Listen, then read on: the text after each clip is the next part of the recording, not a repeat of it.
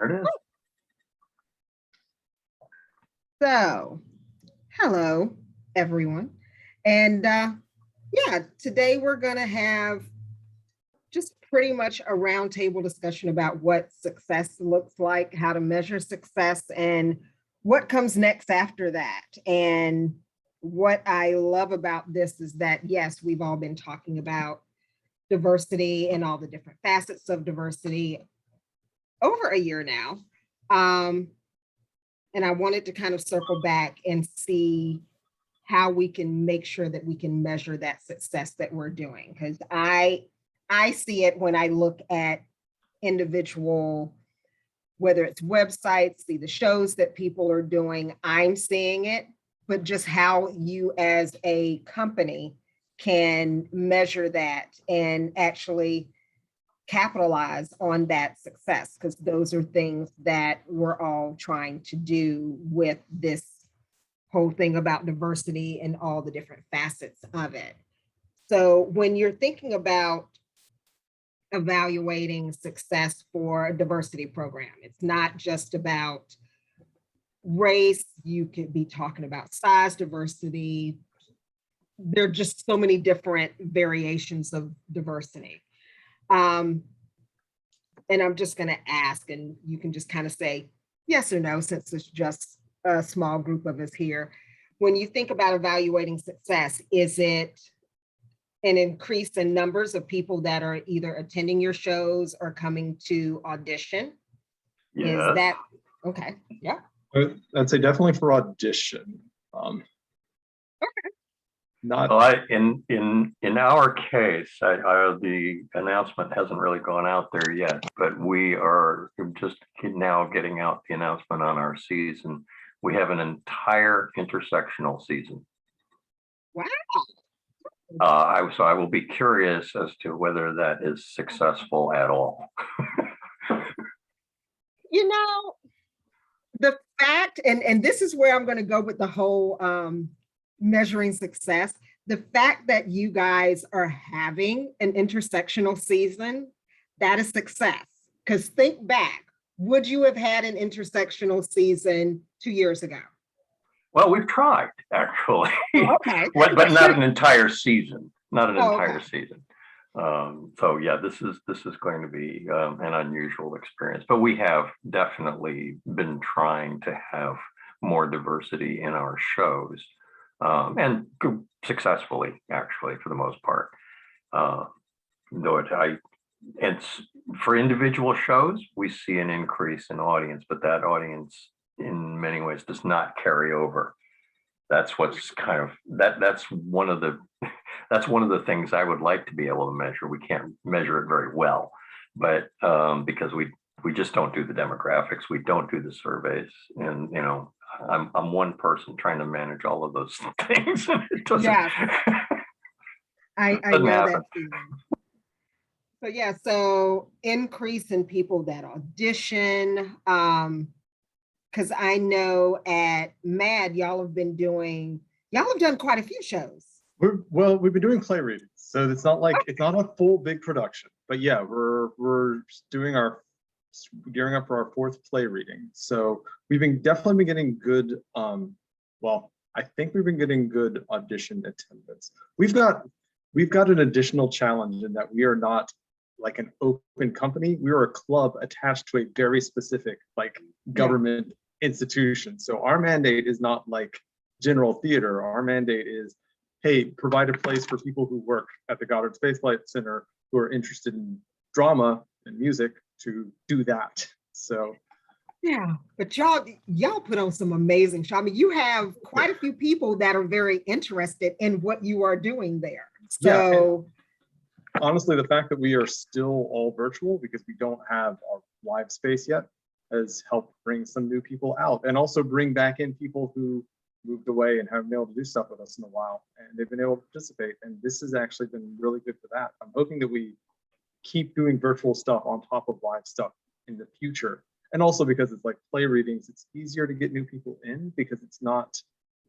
as long a process, not as intensive a process. yeah, That has been beneficial for us. We've gotten some new people, and we've gotten a bit more of a diverse crowd than some of the same old regulars. Yeah, so there's All right. there's two companies that I'm keeping an eye on, and I won't say them, but it's one that's definitely ramping up in a very big way, their diversity opportunities, and I want to see how it plays out for them. And then for both companies, one that already kind of has ramped up their diversity opportunities and got some new people in the door. I'm interested to see if those people return. Because it is one thing to get people in the door one time. The experience they have is whether or not you achieved long-term success, or if you just checked a box and offered a show with opportunities. So there's two companies in particular I'm looking at. I know we're all looking at a couple different companies, and it's just, I think, the experience that everyone has matters a lot. Yeah. Yeah, the other area that we have diversified radically, really, in the last year and a half is our board. Our board membership is now about a third non-white, maybe more than a third even. I haven't sat down and done the calculation recently, but and you know, a lot of those people, a number of those people are, I'm not sure what kind of longevity they're going to have with the organization. Okay. That's kind of, you know, many of the people who have been with Silver Spring Stage have been there for a very long time. And they kind of float in and out of the board and, you know, into various positions and so forth. And I don't know yet what kind of staying power these folks are going to have with us. I mean, and it's in part because so many people are trying to do this. And our intersectional season has come at a very high cost. We have had the original 5 plays we had selected. We could not get the rights to 3 of them. Wow. One of them ultimately we had to cancel altogether, and we're doing something completely different, which works out okay. The others, 2 of the other slots, we have had rights turned down for 2 shows in each one of those. And we still have 1 slot empty that we're trying to fill. Oh, wow. It has been very difficult because everybody is trying to do what we're trying to do, or at least too many people are trying to do what we're doing. And I think the same is going to be the case with the talent, that it's going to find, we're going to find that these people are going to get spread very, very thin, and it's going to be difficult to hang on to them. Yeah, I agree with that. However, it's finding those niche markets where getting the new people in, like the newer people that haven't done theater before or haven't thought of it. And I know that's extremely difficult, because even with the online stuff that I'm doing, I am finding repetition in people, but I'm also finding some amazing talent that I am definitely keeping a list of. Let me get to where I can be non-virtual, and literally I could probably cast a 20-person show right now if they were to all say yes. And it right, yeah, there's the key. Yeah, if they would all say yes. But yeah, I think that definitely in measuring that, just the fact that you're doing a season such as that, or that you have new people that are coming in or coming back, or just kind of navigating the interest spaces, I think that works. And I know at RMT, y'all are doing On the Town, and we did a reclaiming chat just to get kind of put stuff out there to motivate people to audition for a show that they thought was one particular way. Right. I mean, that show has a lot of really fascinating history behind it, and the kind of use and marketing that, but also just kind of the background. And then, you know, the show went through a whole whitewash with the film. So making sure that that's known and, brought back out. So that really was important. really interesting to me. And the number of people that saw that video and my friends that reached out to me, man, I really wish I wasn't in a show. And I'm like, me, I wish I wasn't in a show either. And then, of course, all of our shows got canceled. So we were just like, crap. Right. Everyone that we talk about with that show has that mentality of it being just another, classic show. But when we really tell that history about it, it makes it so much fascinating and more interesting and kind of inspires a lot of the cast and crew, and it, we're going with it. I'm excited. I'm 100% excited for that one. That was, I like it when I learn something new about a show that I didn't know about. And I'm sitting here going, wait a minute. Because in my head, I knew I could cast it that way, but never knew that that was the history behind it, that it was one of the first shows that was purposely cast diversely to pretty much discuss lack of diversity on stage. And I'm going, I think it's also fascinating that like the lead in the show is Japanese American, and her father couldn't even come to the show because he was in a Japanese internment camp. Yeah. I just think that, there's so many stories and history behind the cast and the creativity of that show that is really beautiful, and that story needs to be told, because more than the show itself, I think the story of the production needs to be told, because it's really fascinating. So that would be, so there's also this other thing of measurement just based on, show choice and history discussions. That's also another measurement of success for, because you're doing, XYZ show and you're casting it diversely, doesn't necessarily mean that 10,000 diverse people are going to come through the door and audition for the show. But the fact that your production team as a whole did the background and the research and putting energy into doing something like that, you're changing the core of, the company and how things are viewed and seen. So that's always an amazing way to look at success, a weird way of just, you celebrate the small wins, eventually they all add up to a big one. Yeah.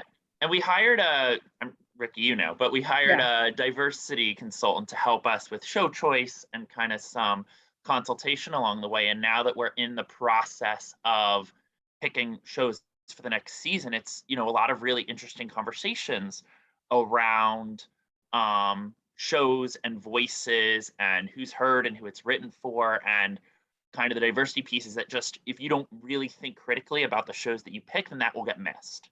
And that's then, you need to do that legwork ahead of time, because then if you're stuck in the rehearsal process, trampling over yourself to try and cover, what happened, or find ways to fix. So it's more work in the forefront, but it works out better and it's clear. Yeah, I'm excited for that. So another thought about another way to kind of measure success. So we've talked about numbers increasing. We've talked about kind of the educational background piece of things for internals and also externals. Would it be, I guess I'm asking the question, is it money? Is that another way to estimate how to measure success? Well, it is in one particular way. Okay. And that is that there are possibilities in doing greater diversity to increase your grant funding. Yep. Because there are grants available out there that you can go after on that basis. And even some of the ones that you probably already get, like MSAC or Arts or MoCo Arts and whatever it is. Those two, you may find that you might be able to get a little bit more out of them with an increase in your programming diversity. Yeah. And that I is, certainly wouldn't expect to see it in box office necessarily. It would be nice if we did, but probably not. Really quick, the link I just shared in the chat is a document that I maintain, but that anyone can add to, about shows with diversity opportunities that some you will have heard of, but it's actually an attempt to get out there that there's really so many shows out there that maybe other companies aren't fighting for the rights for. So just slightly more, some obscure scripts, and it's a living document, but anyone can add to it. So I want it to be an open resource to everyone. As what you were saying, Bill, like, yes, there's probably gonna be a lot of people going for certain shows. But the more that we branch out to new artists and new playwrights, the more we can get more out there, and then the less you have to struggle with rights. But yeah, the only one that I know on this list is Scissoring, which we actually had originally scheduled for last year's season. Yes, you did. Yeah. We're holding off on it for now, but yeah, there's a lot of stuff out there. I know I had shared with Julie, there's one lady that I have worked with doing her shows out of, I think she's out of Connecticut. But Charlene Donahue writes some really good shorts, some that are specifically for online, or they can be one acts. She has quite a few full-length plays, but they all speak to a different form of diversity from different aspects. And I love her work. And I'm excited to actually do quite a few of hers just because I can. And she allows me to without rights. But yeah, like they're doing a workshop on one of her pieces is kind of how I met her, just a new playwright workshop. And we have remained in contact since 2015 when I first met her doing shows. So I agree, new playwrights open up a financial opportunity to not have to pay for rights, but also to really delve into some current and unheard of topics that are kind of out there to be discussed. Another question is, another way of measuring success, is it, and this is kind of a combination, is it feedback, is it reviews, and not necessarily reviews from critics, but kind of that, if you're doing evaluations or anything like that, is that another way where you can measure success in terms of what you are saying or what is being said about you and your company? Well, I think there's certainly an opportunity there if you've got the resources to do it. I mean, we have certainly got the technology to do post-show surveys and things of that nature, and we may be able to do that at some point. Right now, we're just whacked with so many other things to do.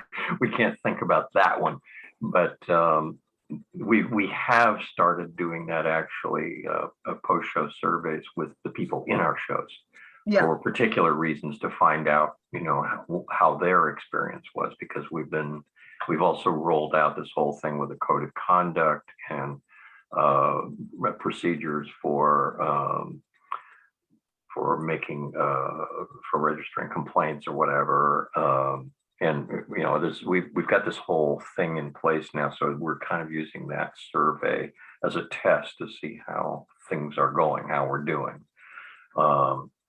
And so far, that's been pretty successful. We've yet to get a single complaint, which kind of doesn't surprise me, because people often don't, even when there's an issue, and there was an issue in one of our shows recently that came up only in the survey, but they never actually complained about it during the course of the show, which makes me wonder, well, was it really that much of an issue?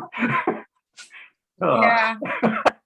And I mean, but also I I have done those also where there might have been an issue within a show, and to bring it up, and this is just me and my brain, to bring it up during the show would create more conflict than after the show, so it can be heard and rectified. Right. And I think it's just getting beyond and this is something that everyone, I guess, would need to work on just as an individual thing, to not be scared of your own voice.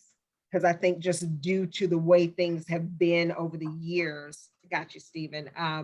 People are afraid sometimes to voice what they want to say for fear of immediate retaliation and or ostracizing themselves. Right. Stephen? I like what you said about the own voice, and I actually want to say that I just saw Julie in Marquis' one act the other night. And one of the pieces of like immediate feedback that I felt from that show is actually through the talk back. I know that I was very moved by that show, but being able to hear audience like directly after the show and being able to have a conversation with the actors, I think, you know, showed what people were thinking about and what pieces were successful, and, you know, different perspectives that everybody got, because, you know, I was hesitant if I wanted to speak or not, but, you know, what I wanted to talk about was not what was ever brought up in the show. And it was really fascinating to hear other sides within that one act. And just, you know, there were, you know, we ran out of time. I'm sure there were so many more questions in the audience that I was like, no, I want to ask my question. I love a good talk back. Yeah. I really do. It needs to be the right piece. Yeah, I have done them primarily after straight plays. I've always kind of tried to include them. I did one with a musical, and it did not go well because everyone just kept asking, so how did you learn all the dances? I was like, no, the show is actually deeper than me learning dance steps. Trust me. But yeah, I love a good talk back. And if you are going to do one with the musical, you need to have a spot on facilitator, because it's going to go straight to, how do you remember the dances? Never fails. Right. Never. I mean, I think, you know, the show needs substance. Yeah. First of all, like, you know, that one act was the perfect one for a callback, and I think it was a talk back, and that was like the perfect decision to make because the audience was so raw afterwards. But again, you know, just immediate success in measuring that, I think that was very clear after that show, that like you all succeeded and you like punched us in the gut. Yeah, we Silver Spring Stage has usually done talkbacks with their shows. Usually once, sometimes we've done it twice, depending on the show. And I'm just about to start directing Ayat Akhtar's Disgraced, which is absolutely lends itself to lots of talkback. I saw that at Arena, in the talkbacks they had talkback after every show at Arena, and it was interesting, very interesting to hear people's remarks and comments, and some of it very, very uncomfortable. So I'm kind of bracing myself for that. Yeah, they're having that right now in New York with Passover.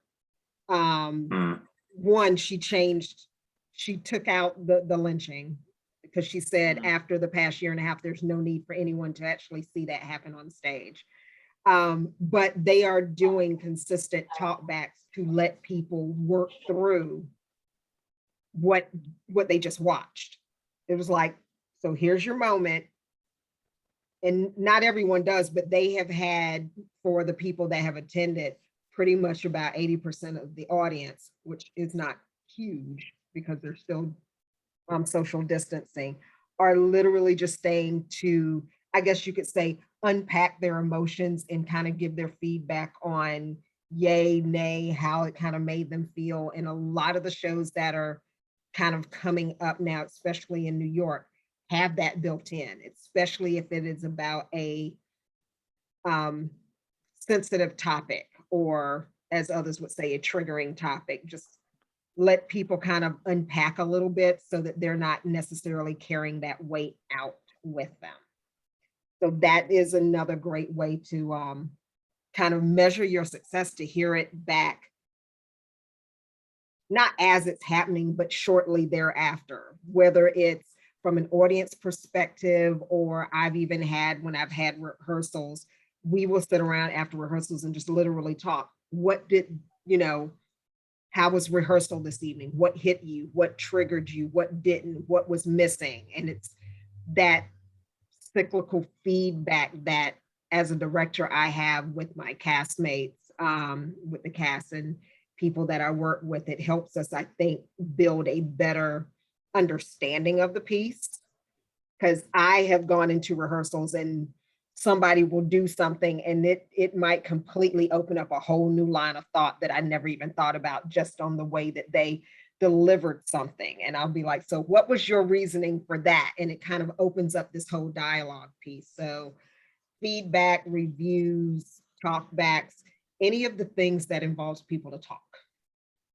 Yeah, I had kind of a rare one, so it's not entirely easy to replicate, but I think you could get creative with it, is that I put up Oleana in the back of a restaurant. And Oleana is a very triggering show about sexual assault. And what we did is, because it was in a restaurant, we actually opened up the bar immediately after for people to go and kind of have, so it wasn't a talk back, but it was kind of like a focused gathering place. And every night people went and started just talking about how they had completely different experiences, and they had sided with completely different characters. And so the way you could, because not everyone performs in a restaurant, is just like trying to create something that keeps the audience there after for even like a second to start talking to each other, could maybe help, even if you can't do a formal talk back. Yeah. I think one of my favorite shows where it was a talk back during the show and also after the show was when I saw Day of Absence. That's a hard show, just letting you know. Because it literally, it's about the day that Black people just decided we don't exist, and they just kind of stopped existing, so to speak. But what they had is that there were parts within the show where there were questions asked back to the audience during the show, breaking the fourth wall. And we all had paddles. So we had to hold our paddle up, whether it was A or B, whatever it was, but it was definitely more like game show, but it was very triggering game show, if that's the best way to put it. But that kept us involved, and it also broke up the heaviness of it, because the questions were, lighthearted, but definitely thought-provoking. And then afterwards we had the talk back, and that was probably like 3-4 years ago, but that still sits with me, to just hear all the people talk about the outcome of that show. There's really no way to really explain it. You just have to experience it, but it was really good. So with that, so we've talked about all these different ways that you could kind of measure success. The one thing that I see when people are working with diversity in all its different facets of diversity is, yes, they know how to measure, but it's knowing what they have to measure. And a lot of it could be because I look at it this way: in order to have something to measure, you need objectives, you need, some type of milestone that you are going for. So is it that we want to be seen as a company that does, very diverse casting? We have diverse shows. We are very welcoming. We are inclusive to all different types, neurodiverse, the abled and the disabled, like all these different types of diversity. What objectives and or parameters have you set that kind of give you a guide way to even start measuring that upon? Because that is the one thing that I think, especially when you're dealing with something as large as diversity, is that you're trying to pick up this really big ball And it's like finding the little tiny pockets within that ball that you can grab and propel some energy towards that ball. And then once you've succeeded at that ball, it's not that you stop with that one, you just add another ball. So then eventually you get up to where you have the whole encompassing ball, which is the what's next part, is that it's not that you stop that one thing you're doing. Because I was working with one company and they were like, okay, so we're going to do, an all Black version of Steel Magnolia. And I'm like, oh, okay, great. And they said, and that's our diversity for the year. That was their thought process. Yes, Stephen. Not really sure if this is where you're going with this, but one of the Maybe. things that we're like tackling with or trying to work with is starting an apprenticeship program with RMT. So we have, a choreographer. We're talking about getting, an orchestra, a music director apprentice, and trying to also build, our crew and have, I'm technical director now, which is very overwhelming for me, kind of stepping into these shoes. But, one of my goals is to kind of build a sustainable crew instead of every show, scrambling until like 2 days before to find someone to run a set piece on.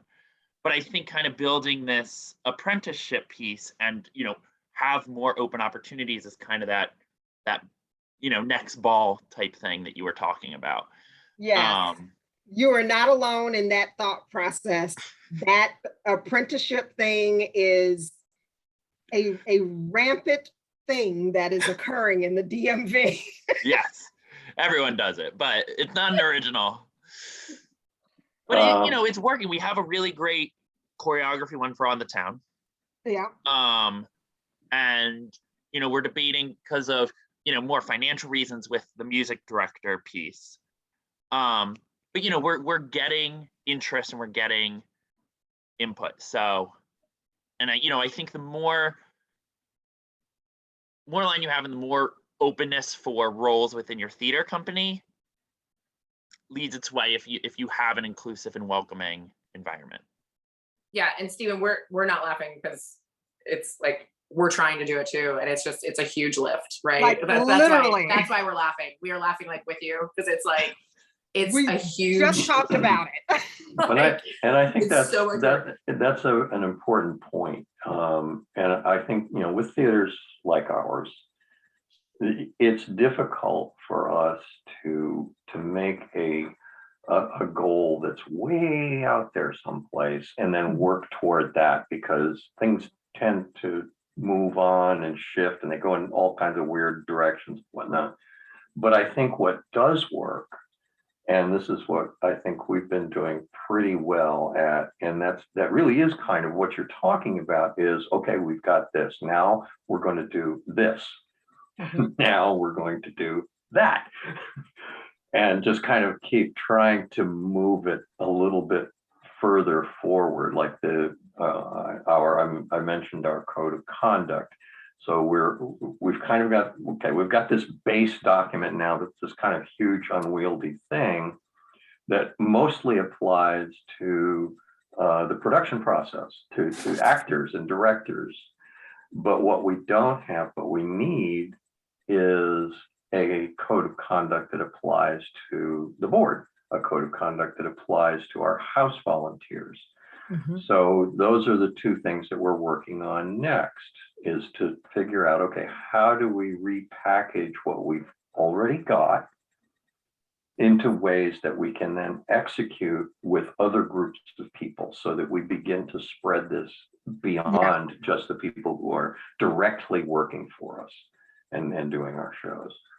And what you just said, Bill, it really, and also Stephen, what you were saying, and I think Julie and I have said this separately, the one thing that has always, I've understood, but at the same time never understood about theater in DC, is that the only time we really come together is at Watch Awards. Other than that, it is such a direct competition that we don't really share resources. Right. Or I would love for, like the theaters that are here present to get together and say, okay, we're going to put on together this apprenticeship program that trains people to do all these different things. Multiple groups doing it is definitely easier than one. Mhm. But at the same time, I think what works for and against community theaters in general is the fact that, and I get it, we're so busy putting on the show and the next show and the next show and the next show that I think we ourselves get burnt out about the cultivating side of things. Absolutely. Mhm. And then until it's time to cultivate. And then we're just like, okay, I need you to grow, and I need you to grow right now into what I need, because I need it right now. We have a week. Yeah, we have a week, and I need you to be a professional right now. I also think from the tech side, getting an apprentice for someone who's lighting design, if you're lighting design, you're probably lighting design 4 or 5 shows, because there's really not that many lighting designers, sound designers, painters, set designers, whatever. And the last thing that they really want to take on is an apprentice. Mhm. If they're so stretched thin in all of the work that they're doing. So you also need to make sure that it's something that your creative team is able and willing to take on, because the last thing you really want is some new inspired artist to come in and have a terrible time and again not return. Mhm. You have Yeah, to make and sure it's a that's- worthwhile opportunity for them too, which we're tackling with. Like, we have interest in tech fields, but we don't then have the master person able or willing to take that on. Yeah, and that's a really important thing, is because it is a mentorship, right? And so like the innovation community uses this, term of see one, do one, teach one. And that's how you build people. And when you do that, you build long-time members as opposed to one and done members. But that kind of mentorship involves a relationship. And if someone volunteers to be a lighting apprentice and your lighting person does not get along with that person, you have a recipe for disaster. So this is where, as Ricky's saying, this could be a great network if we actually did it right, where multiple companies were like, hey, we do have a lighting designer that's really extroverted and can work with anyone and would love to teach, and somebody else is like, we have a prop designer who come on over, this could be something where instead of expecting one company to teach, or every company to teach everyone to do everything, you can maybe share the work. But when you can do it within your own company, that is how you build staying power. Build, to your point about, I think there's a lot of companies in the area that are populated by the people who have been doing things with that company for 20 years. Right. And the way you get new talent is by making people feel like they are included and that they are empowered and that there's upward growth for them. Because if they're just going to come and do props, and then it was just because for that show you needed props and you're really not going to want them again until you need them again, that sends a message as well. So there's got to be room for that person to grow and get new opportunities. Yeah. Well, I think that's, oh, go ahead. go Bill, ahead. sorry. Yeah, sorry. Go ahead, Steve.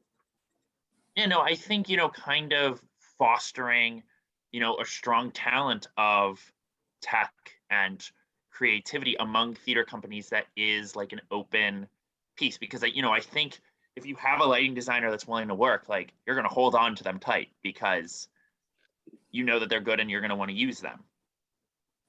But again, having, opportunities will foster kind of that growth for future use.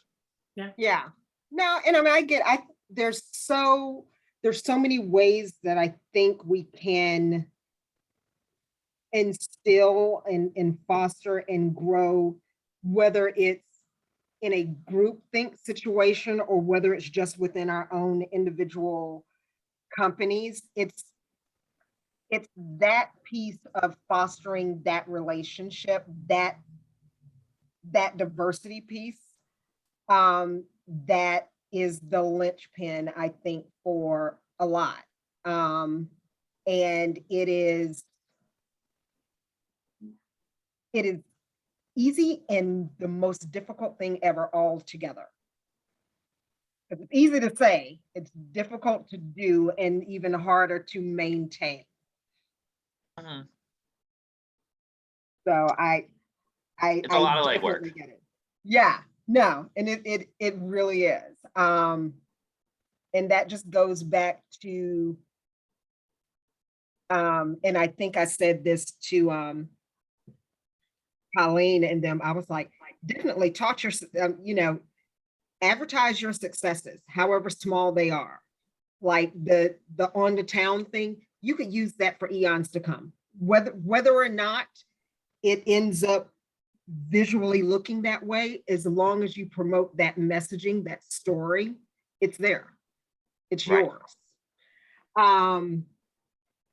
Same thing with, Silver Spring Stage, with all the work that they have been doing. And still, Doll's House was one of my favorite things during the pandemic that I watched. So Blair. it was. I was like, oh my gosh, it's Jasmine. But those are things that can definitely be celebrated. And, Mad, I know y'all were doing all these different things. And yes, you are a close-knit community. However, you can still, within that close-knit community, wave your flag and say, we are doing this and it is great. Because also having other companies see what you're doing tells a bigger story that's like advertisement you can't buy. Yeah. I want to go back really for a good point, second Rick. to what we were talking. You were talking about Rick. You were talking about the theater groups working together, and this has been. I've had a conversation with several people about this, Laura Andrusky among them, about ways that we can do this together, because there really isn't any good reason that we should be constantly competing with one another. It just isn't. It would be difficult to kind of get together and try to collaborate and coordinate our seasons in some way. That's hard. I know it's hard, but all of our missions are different. We all have, and I'm thinking now, my grand vision is the community theater cooperative of Montgomery County. That would be a umbrella organization that would be a joint resource for all of the community theaters in the county, so that we would know where the furniture is, we would know where the talent is, we would know where the scenic artists are. We would be able to, if you've got an issue and you need to find someone, that this would be a way to get what you need, serve as kind of a clearinghouse. And certainly, the idea of apprenticeships, operating apprenticeships that way. And by the way, creating an apprenticeship program, yes, that's a big idea, but creating an apprenticeship in X, that's not a big step. That's a step toward the bigger thing, and once you kind of build a couple of those things, and you may find yourself, oh, we have an apprenticeship program. Look at that. It does happen. That's kind of how it turned out, I guess. Yeah. Using the term program was a big jump. We don't have anything official yet, but we've been reaching out. Yeah, no, and I totally get it. And like I said, Julie and I were giggling because literally it keeps coming back to that. And I'm just like, because it keeps coming back, I guess I'm gonna have to do it. Like, it's just one of those things, but I keep pushing it to the side going, okay, that takes up 5 pieces of paper. Let's set that over there on the side for a second. That could be useful also for things just like sharing how to write policies well. Like, we've been trying to get our own sort of diversity statements, or we've been working on not our charter isn't the right word, but all of our rules and stuff. And like, I sent out some of the addition announcement for on the town to the board, to say like, hey, this is how they phrase that. Let's look at getting that into reworking how we phrase our own announcements, or like Second Star has this in their charter. We should try and make sure that these are in our charter. or even Afterworks. things that we've found are difficult or skills that we found that are outside of the theater skills and more in the management skills that people need help on, like how to harassment training, or how to train people who are now going to be in a sort of leadership role in the theater. How do you deal with a harassment issue in rehearsals or in the production? Yeah. And that's something a lot of people don't have experience with, or don't know how to train ourselves up with. And that's, we could share knowledge about stuff like that. I think Yeah. it's really useful. All right, more things to add to my list to do. Create, no. I'm sure Julie's writing it down. She was like, and we're going to. But no, I agree with that. One of the things that I just enjoy just about the conversation, just measuring success and finding ways to validate that what you're doing has impact, is the fact that if you're able to have a conversation or even ask a question, that's impactful to the others. I mean, yes, we're small in number here, but the things that have come out of just this small conversation that we've had should validate for each and every one of you and your companies that you are doing the right things. You are doing things that are visible. You are doing things that people are actually talking about. They might not be saying it to you and your company, but literally those of you that are on this call, I do hear about your companies often and what they are doing. So it is out there. And, you know, kind of like what Sean was saying, as far as, you know, a statement from here or a setup from there, like, this is kind of what I've been saying, that people are looking at what everyone is doing, and it's not necessarily being sneaky investigating, but we do tend to look to others to validate and measure if what we are doing is in line with what is going on. And being aware of that and celebrating that awareness is kind of where this whole, you know, how do you measure success and what's next? And the what's next is that truly you just keep going. This whole journey that we are on will continue to change and morph and get bigger at times and get smaller at times. You know, when I started this whole diversity chat, it was, you know, race, we need to have more equity on stage, and I got all of that. And then as I kept going, I was like, okay, it's more than about race. It's, you know, it's gender equality. It's, you know, people that have different abilities. And I am finding myself understanding a lot of stuff that theaters were doing in the past. Like the first theater I went to, where they were like, oh yeah, you have to scan the QR code to get your program. I thought that was the craziest thing I'd ever heard in my life. I literally looked at it, I was like, what? Where's the paper? I'm not reading anything on my phone. Here I am working at National Industries for the Blind. Guess what? That's the only way they can get a program. Handing them a piece of paper does absolutely nothing unless you have it in Braille.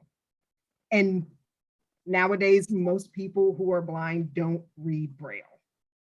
They really don't. They're using iPhones and all this, you know, and JAWS speech. So now that makes sense to me.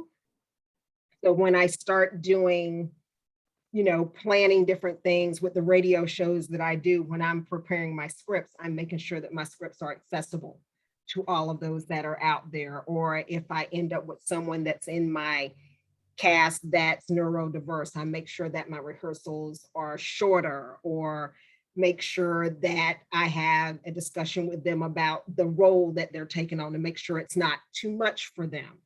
I read through scripts to make sure I'm not triggering anyone with different things, especially if I have children in it. I make sure it doesn't go too far into the adult world of conversation, which old radio shows can easily do that. So those are just some of the things from a diversity standpoint that I do. And I just measure success by every time I put out an audition, I unfortunately have to turn people away. That's my measurement of success. When I have to tell people, I can't cast you because I only need 6 people and 30 of you signed up. That's my success point. And I had to stop adding other shows just so I could cast everybody because that was driving me a little insane.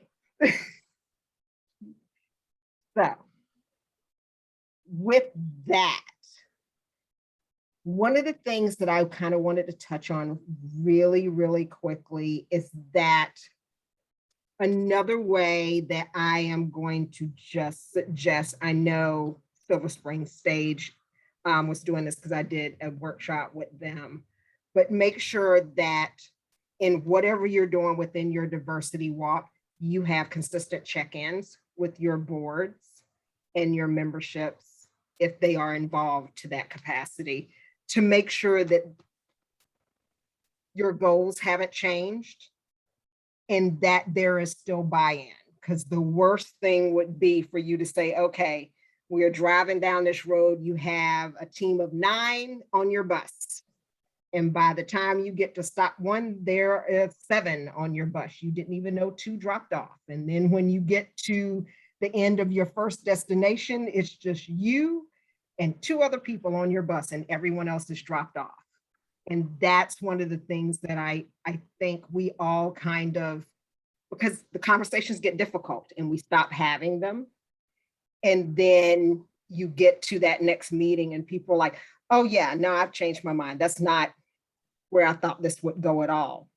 I don't want all the work that you're doing for you to get to that first milestone or that first stop on your trip and realize that out of 9 or how many ever were on the journey with you, it's just, hopefully you're not alone. Hopefully it's just a few that can still carry on, but I don't want you to lose your crew on your travels, if that makes sense. So with that, any other wonderful news, anything going on great for anybody before we close out? Again, I never try to keep people long. No great news. I just auditioned and made it into Gay Men's Choir, which I haven't done any performing in over 10 years. Oh my gosh, congratulations. Congratulations. Thank you. Just had it before jumping on this call. So I'm like all excited, but Well, you'll meet all my friends in there. Just tell them all I said hello. I sure will. But yeah, you will have a lot of fun with them. And again, a whole new range of talent that you can pull from. Because when we did Sister Act at St. Mark's, we actually pulled from the Gay Men's Chorus. Good to know. That's where we got our guys. They were like, oh, we don't do that. And 3 of them got hooked. But only at Silver Spring. But I not Silver Spring, St. Mark's. That's why Dana was like, do it. Yes, so. Yes. It is great insight into literally hundreds of talented people that sometimes they only just need to be asked. Yeah. So congratulations. Anyone Thank else? You. Watch for our season announcement. I am looking for that. I am done for the year. Really, we're pretty much done doing virtual theater. I'm gonna live with it for a while. Yeah, we're going to continue doing some things on virtual, but financially, that stuff is a bust. Unless you can, and that is true. But I took it in terms when we're doing it at Greenbelt, I'm taking it in terms of just keeping us on the map versus. Yeah, that's the good reason to do it. Yeah, but it sure is costly. Yeah, so now they're just like, so are you going to be doing them every month? I was like, every other month. So everything, it's not quitting. I just have to, because I'm doing it for them and also for Confidence Theatrics. So I have to alternate the months so that I'm not doing 3 things at once in a month. COVID has taught me that, learn how to say no or not now, which is my new phrase, not now. But with that, I do thank you all for the conversation. Next month's conversation is Ally Up. And it's just for all the allies. So, and anyone else, but it's about what that actually means. And then after that, diversity chats will go to every other month. And they'll be a little more substantial, but yes, we will definitely keep the conversation going. Well, thank you very much, Ricky. You It was are great so seeing you. welcome. Thanks, as always. Good to see you all. Bye, everyone. Bye-bye. Bye, everybody.